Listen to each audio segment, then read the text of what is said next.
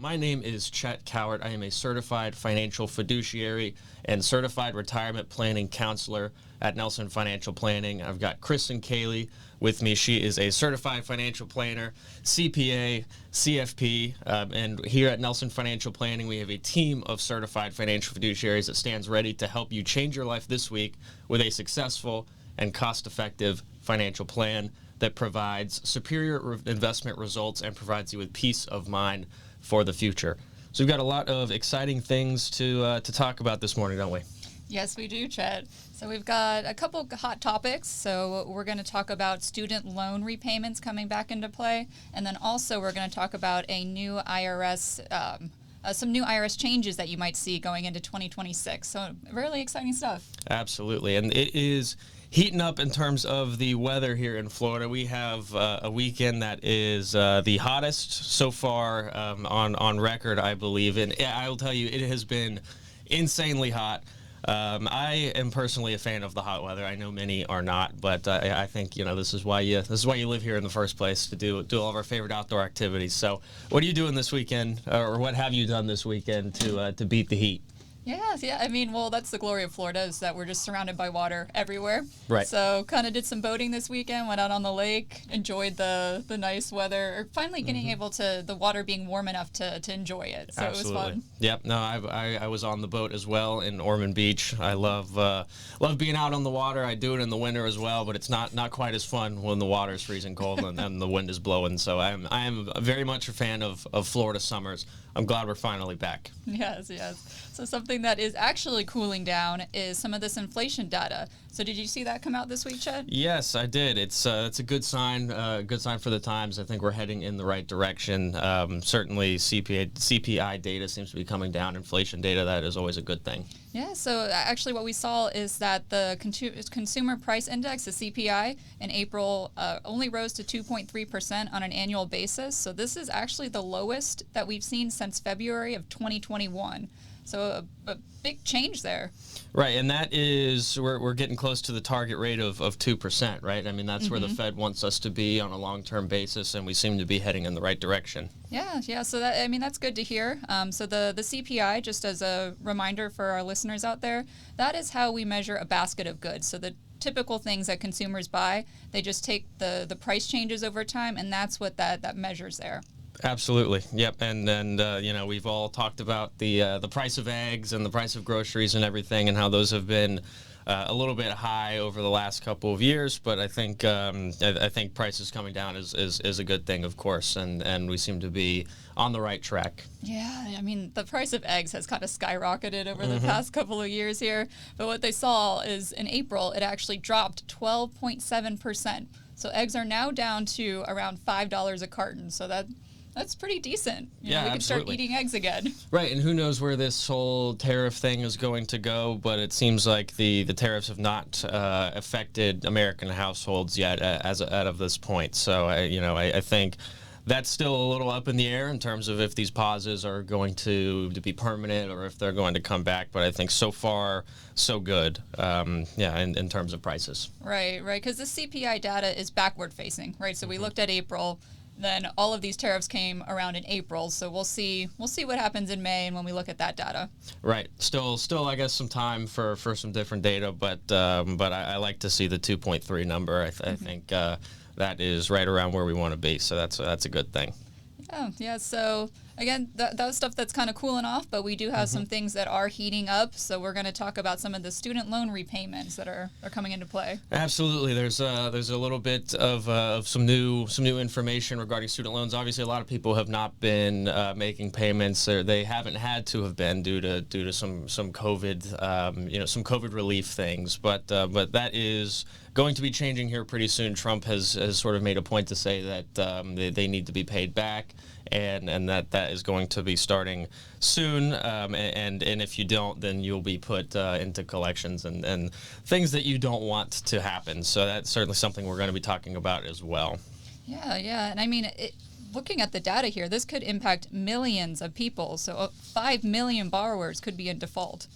Absolutely. Yeah, it's going to be there's a lot of people that have not been paying. 5 million are going to be or could be going into default, and there are millions more behind them that are not too far away. So yes, that's something that is going to come up on the horizon. There's a lot of things that can be done in terms of budgeting and planning ahead that can certainly remedy these issues. But yeah, it's going to be a little bit of a shock to many people, I believe, because you've spent all of this time without that budget line in terms of your monthly bills. You haven't been thinking about it, and it's something that needs to be brought to top of mind again. Mm-hmm. Yeah. So we all know people that have student loans. So it'll be a big change. So it's something that people should keep in mind. Another hot topic that we're going to talk about is a new tax bill that was put out. So this was put out by the Republicans, and there are many provisions in it that are trying to extend the Tax Cuts and Job Act that Trump put in place back in 2017. But there are some changes to it. There are some brand new provisions that we're going to talk about. So we want to make sure that you're informed so that we can kind of go through those and make sure that you are saving as much as you can on your taxes and you're able to plan ahead as best as you can. So the most widespread change that I think all of us might feel is the individual tax rate changes. So without any legislation, that is set to revert back to the 2017 levels at the end of 2025, so going into 2026. So we are looking to see if those get extended, so the lower tax rates. We're also looking to see these brand new tax deductions, so we'll talk a little bit about those. There's also going to be some favorable treatment for business expenses, so that's something that if you're a business owner might want to pay special attention to. And then we're also going to talk about how they're going to accelerate the phase out of some energy credits.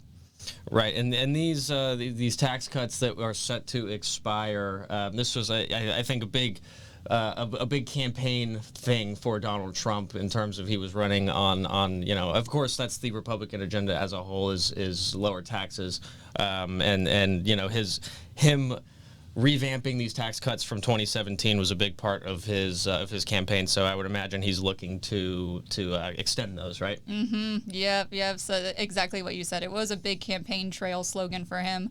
So the House Republicans really are trying to pass this. So they're trying to get it to President Trump's desk by July 4th. So that's a pretty quick turnaround time here. So we'll see. There's a lot of back and forth on certain provisions. So we'll get into that today and just give you some insights on what to expect moving forward. Right. No, I mean, we all like lower taxes, so I would imagine that that's going to be a hot button issue. It already is, of course, but yeah, I would think that he's going to be pushing for that. Mm-hmm. Yep. So let's get into the student loan repayments. So kind of what's going on with that, Chet? Yeah, absolutely. So, going forward, this has not been too much of an issue in the past couple of years. There was a lot of relief during COVID in terms of having to make your payments.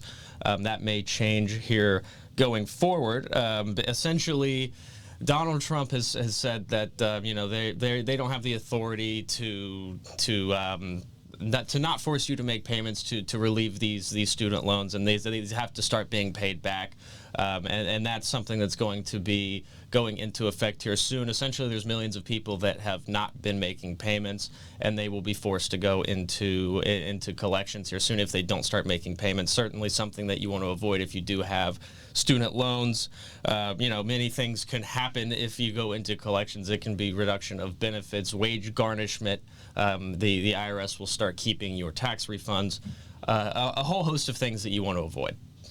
Yeah. So it sounds like there's going to be some pretty serious consequences if you don't start making these repayments. Yeah, no, absolutely. There certainly can be some serious consequences, and there's a lot of things that can be done that we'll talk about in the next segment in terms of planning and planning ahead and then budgeting to remedy these problems if you're already a borrower of these student loans.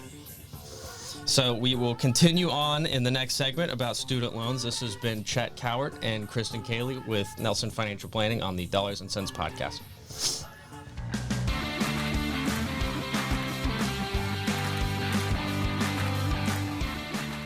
So before the break, we were talking about the student loan repayments and that potentially 5 million borrowers are going to be put into collections.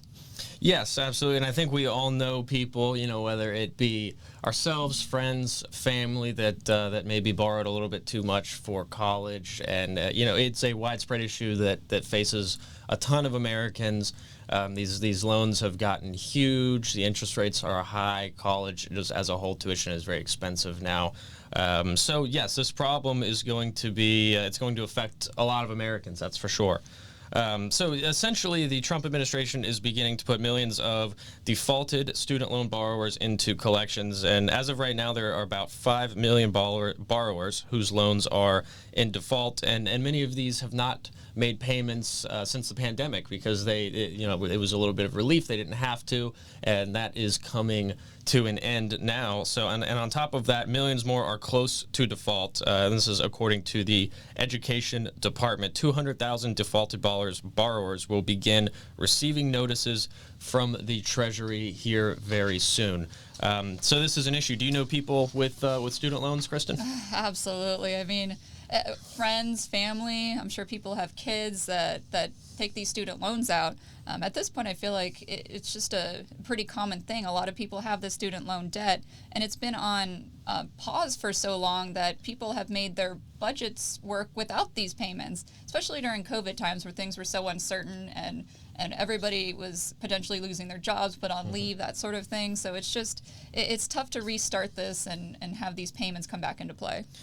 Absolutely, and I just talked to a client the other day who has outstanding student loans and was not really aware when or if they needed to start making payments again. So that's another problem, is just that people don't really know the terms of their loan, and to no fault of their own necessarily, because it has been it's been back and forth in terms of they're going to get they're going to get forgiven, and then now they're not going to get forgiven, and you don't have to make payments. Now you do have to make payments. So this is going to be, I think, that's going to be a big part of the issue, is just that they will be put into collections just due to the fact that they didn't think they had to be making payments. Yeah, and so you are considered in default when you don't make payments for 9 months. Mm-hmm. So these loan providers, they should be letting you know when you're supposed to make these payments, or if your pause has ended, or if you have a payment due.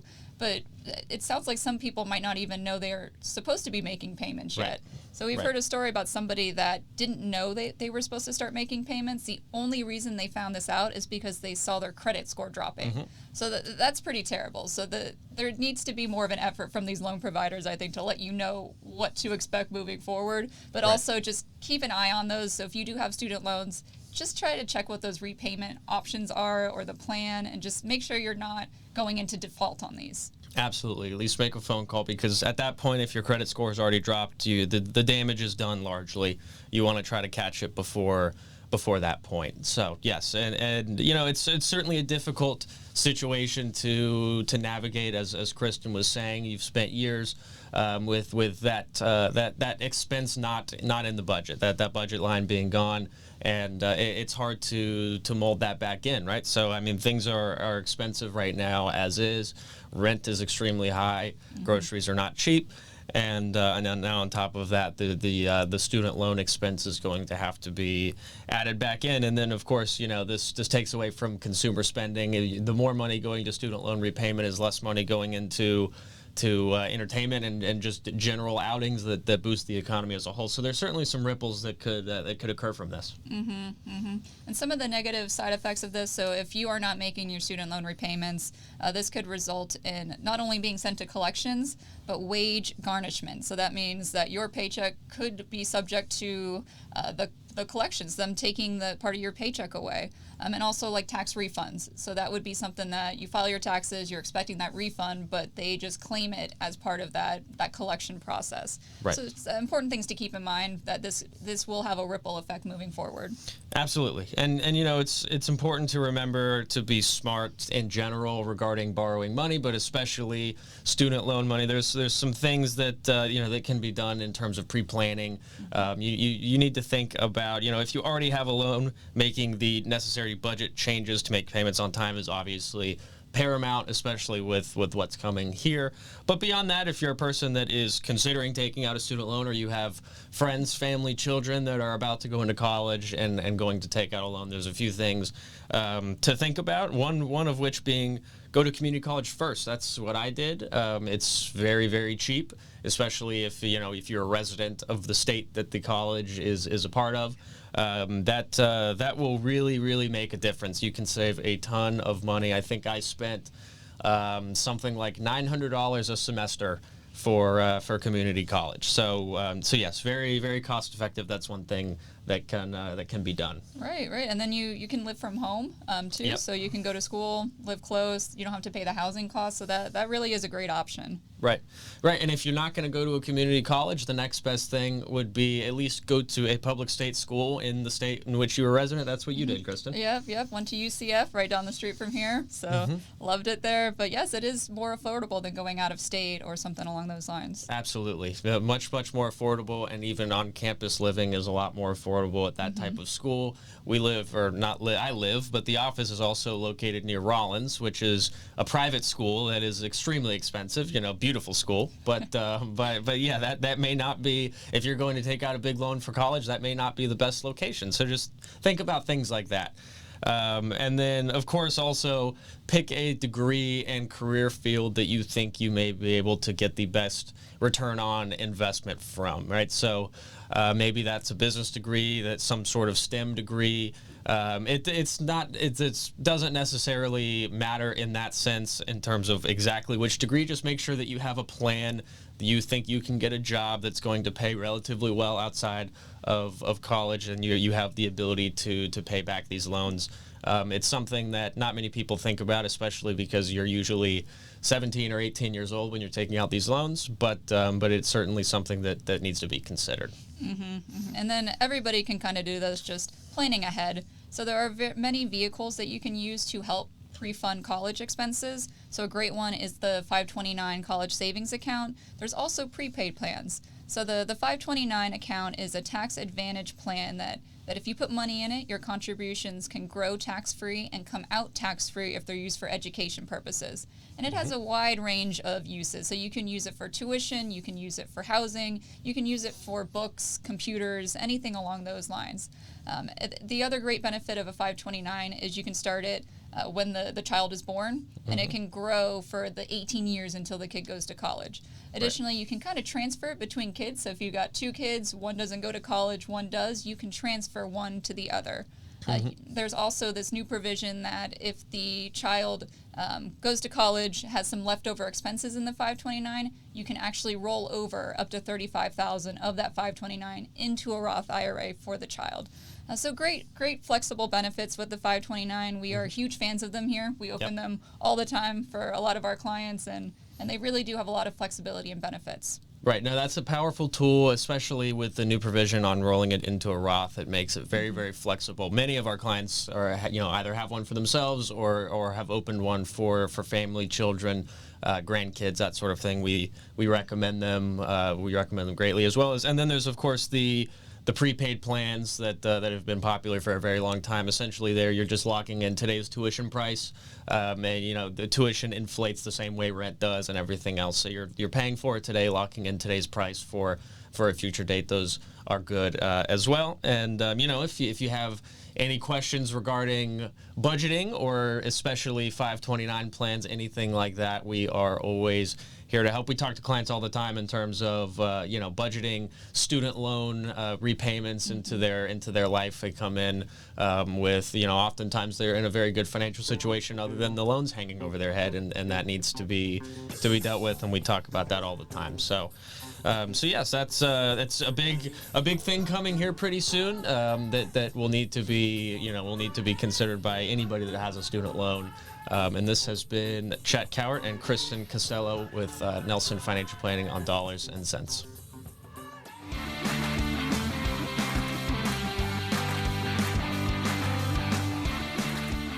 This segment, we have got some tax things to talk about in terms of provisions that may or may not be coming here in the future. So this is a very hot topic. Everybody wants to know what taxes look like next year, since at the end of 2025 here, the Tax Cuts and Job Act is set to expire, barring any future legislation. So the question we get almost every day is, what does the future look like for taxes? What do I need to do to be planning for this? That sort of thing. So today we're going to give you some insights into what's going on in Washington. So the Republicans in the House have set forward a proposed tax plan that's 389 pages long, with many provisions that can impact you. So we're going to summarize the important ones, so no need to go out and read 389 pages of tax law. We will give you the highlights here on today's show. So most of these are things that were set forth in 2017 and are set to expire, right? The legislation is to either extend them or not? A lot of them, yes. Yep. So we'll get into which ones are set to extend. Some are going to be changed a little bit, so we'll kind of go through those one by one here. The main thing to keep in mind is these provisions are subject to change. So nothing that we're talking about today is set in stone. This package would actually add $3.8 trillion to the federal budget over the next 10 years. So that's not exactly favorable on either party side, so there may be some tweaks to this along the way. This is just kind of the initial sketch of what's going on. More debt. Always the answer, more debt. So the first one we're going to talk about is the tax rate changes. So I think this is the biggest and most impactful change, since all of us would feel that. So the tax rates that were enacted by the Tax Cuts and Job Act back in 2017 were essentially, they reduced everybody's tax rate by about 2 or 3%. So if we don't have any changes, those are going to revert back to what they were before 2017. So those are the 10%, 15, 25, 28, 33, 35, or 39.6% brackets. So compare that to what we have now. It's about 2%, 3% less per bracket. The highest bracket would be 37%. So that's a pretty big change that all of us would feel if those don't get extended. So what they're looking to do is make that a permanent change so that they wouldn't revert at any point in time, and that they would continue at the rate they are now moving forward. Yeah, I think around many Americans, that's been a popular change, right? And I'm sure a lot are hoping that stays. And as we said in the first segment, that was a big piece on the campaign of the Trump administration in terms of keeping those tax rates where they are. So that's probably going to be a priority, I would think. So then the next thing is the state and local tax deduction. So this may not be a huge issue for a lot of us here in Florida, since we don't have any state income taxes. We are lucky over here. But some other states, such as New York, California, Massachusetts, that have heavy income taxes, they are the ones that are really pushing for a higher state and local tax deduction. So what that looks like is, if you itemize your deductions, you can take a write-off for either your property taxes or your state and local taxes, so your income taxes for your state purposes. So this is limited right now to $10,000 for both single and married filers. So that means if your property taxes are $7,000, and then you have a couple of thousand of income taxes, you are limited to that $10,000 number. So those that are out of state, they really are limited by that. So what they're looking to do is increase that. So in this provision, they're increasing that to $30,000 for married filers and $15,000 for single filers. And this is still a heavily debated item, because those representatives from those higher income states are still saying that is not high enough. It needs to be higher. And we've seen this time and time again in the office. So people that have multiple properties. So even if you live in Florida and you don't have those income taxes, but you have multiple properties with multiple property taxes, you can only deduct up to $10,000. So it really is something that could benefit a lot of clients, a lot of people out there, if it does get increase there. Yeah, these are our clients that, primary residents in Florida. They live here, but they've got maybe a house in the mountains. They've got a beach house in another state. That's who will feel these changes the most. So what can you do now to kind of pre-plan for this? So if you do pay property taxes, things along those lines, kind of watch out to see if this does get extended or increased, because you could wait and kind of bunch up your property taxes and pay them in 2026 when you can get the larger deduction for it. So just kind of keep in mind, just watch out throughout the year, see if this actually does get implemented. We will keep you updated on our show. Absolutely. And some possible standard deduction changes. What's going on with that? So back in 2017, the Tax Cuts and Jobs Act doubled the standard deduction. So the itemized deductions is one of the most time-consuming parts of the tax return. So it really does take people a lot of time to add up your medical, charity, your taxes, and your mortgage interest and see if you're able to get over that standard deduction hump to itemize your deductions. So prior to the Tax Cuts and Jobs Act, 30% of individuals itemized, after only 10%. So that's a pretty drastic change in the amount of people that don't itemize anymore. So if this were to revert back to pre-2017 levels, that would mean there'd be a significant uptake in how many people are going to itemize. So what is going to happen now, barring any future legislation, is that the standard deduction will revert back to just being that single number. So for single people, it's $7,500, or for married, about $15,000. Whereas now it's doubled that, so $15,000 for single and $30,000 for married couples. Yeah, I know the vast majority of people I speak to, that they just take the standard deduction and do not itemize. So I guess that change would certainly increase the people that are itemizing, and I guess maybe make your job a little bit harder, huh? Yes. So what they're looking to do in this bill is make it permanent. So make that standard deduction that's higher permanent, and increase it actually by $1,500 for the next 3 years. So that would be a nice change if we can make it permanent. That would cut down on the amount of itemized deductions and make my job a little easier. And another hot button issue in terms of Social Security taxes, the hope was that the Social Security income would not be taxable at all. This is slightly different, right? But sort of a similar idea. Yes. So that was another hot item, no taxes on Social Security. Unfortunately, it doesn't seem like they're going to be able to do that with the way that the budget process that the Republicans are using. So this is kind of a way to mitigate some of the Social Security taxes, but it doesn't have that much of an impact. So we'll go through the numbers here. So right now, seniors, they can get an extra $2,000 deduction if they're over 65. This is just added on to your standard deduction. So what they're going to try to propose is an extra $4,000 deduction. So on top of that $2,000 that you already get for being over 65, this would be an extra $4,000 deduction for those over 65. But there is an income phase to it. So if your income's over $75,000 for single or $150,000 for married, then that would phase you out of being able to get this extra deduction. And it would only last from 2025 to 2028. So it's essentially a larger standard deduction for seniors. So this is something that they're trying to throw out there as an alternative to taking taxes off of Social Security. It's not going to make that big of a dent, but every dollar counts. So at least it is something. And so that would be the $4,000 on top of the $2,000, making it $6,000, correct? Yes, and on top of the standard deduction of, right. say, $15,000 for married couple or single couples there. Well, it's not exactly tax-free Social Security, but I suppose it'll help. Yeah. So every dollar counts, right? Anyway, so we are going to go through some more changes after the break here. So my name is Kristin Castello, and I'm joined here with Chet Cowart. We are certified financial fiduciaries at Nelson Financial Planning, where our team of certified financial fiduciaries stands ready to help you change your life this week with a successful and cost-effective financial plan. We will be right back after the break.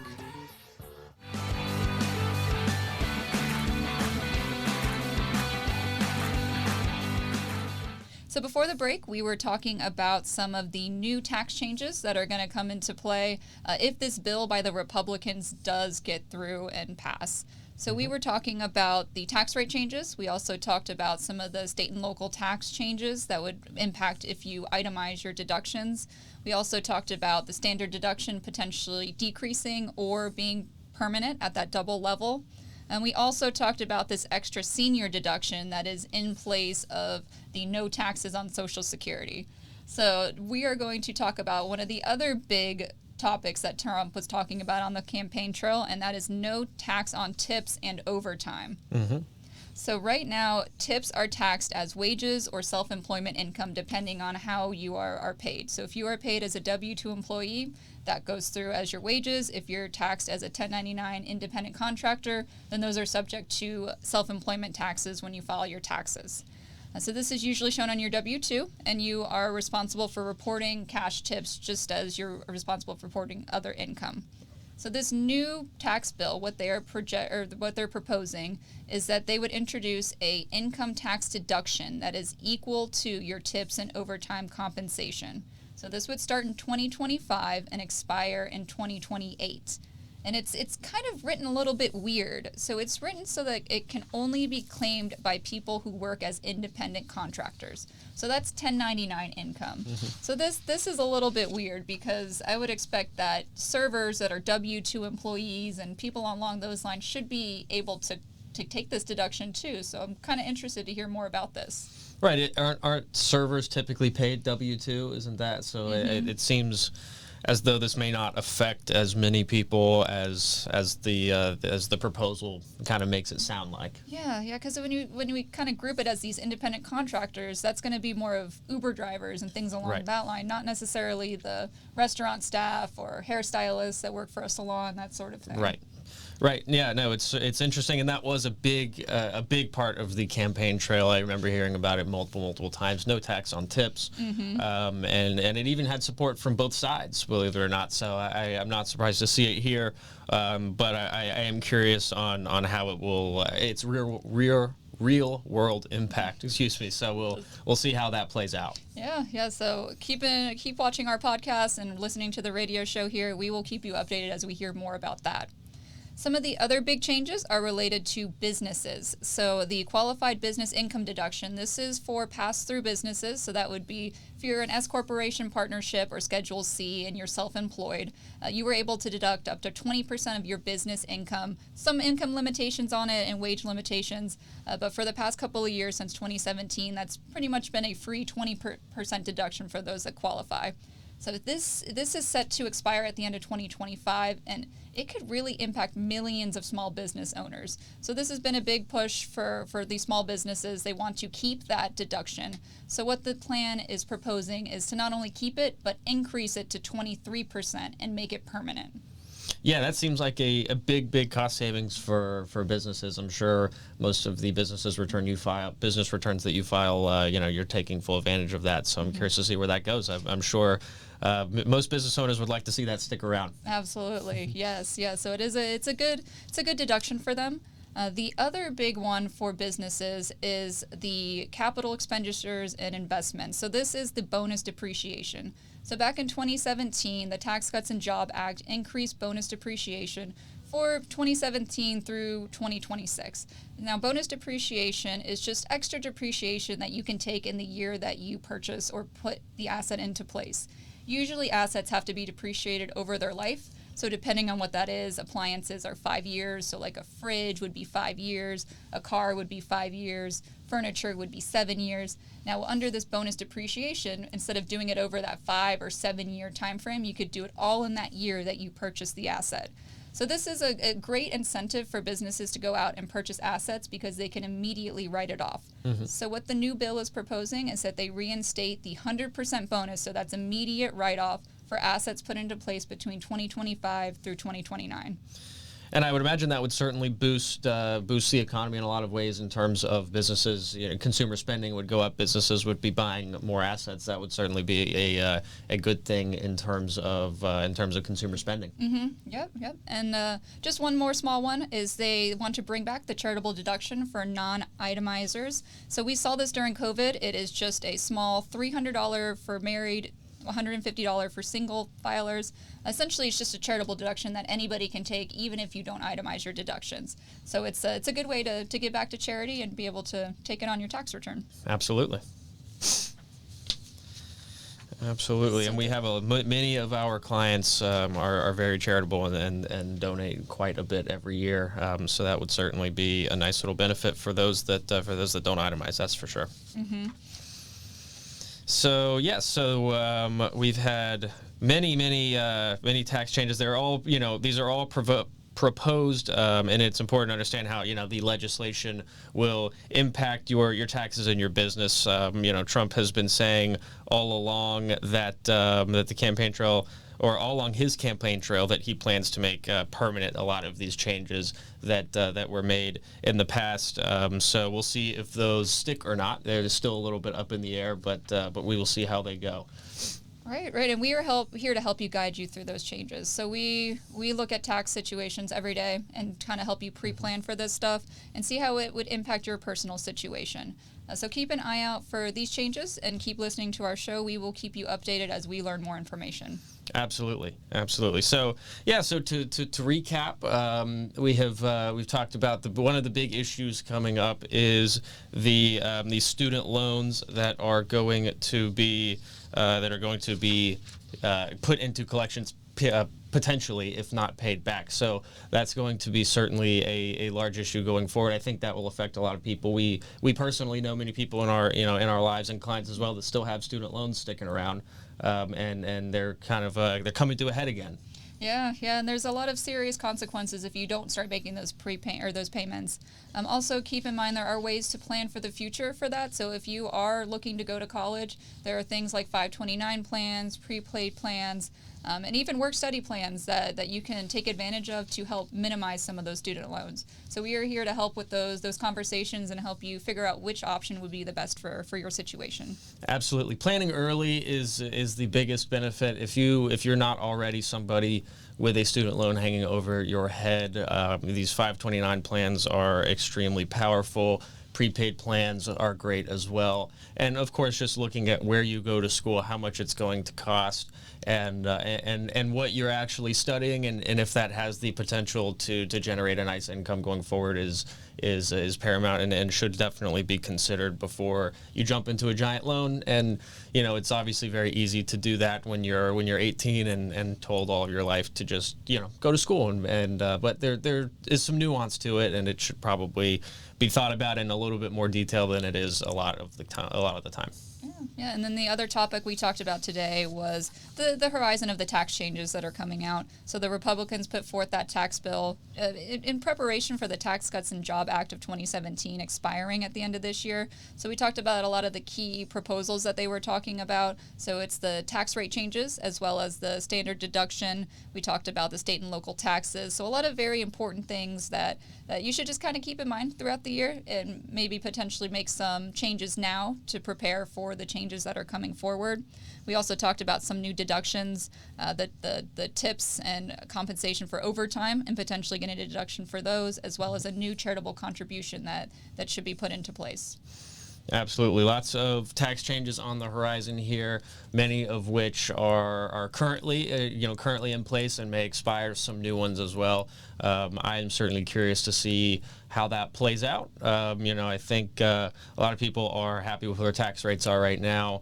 And we'll see if those jump up. We'll see how everybody's tax returns look in 2026. It'll be interesting. It'll be interesting. Absolutely. So so be sure to keep up with our program. When it comes to tax changes, you want to be the first to know, and we can certainly keep you in the know and prepared, and hopefully save on taxes. So that has been this week's episode of Dollars and Cents. If you liked what you heard and want to learn more about how our team of certified financial fiduciaries such as me and Kristin at Nelson Financial Planning can help you change your life with a successful and cost-effective financial plan, go to our website, nelsonfinancialplanning.com, and fill out the Contact Us form to set up a free consultation, or you can call the office directly, 407-629-6477, and we have humans here to answer the phone and help you out.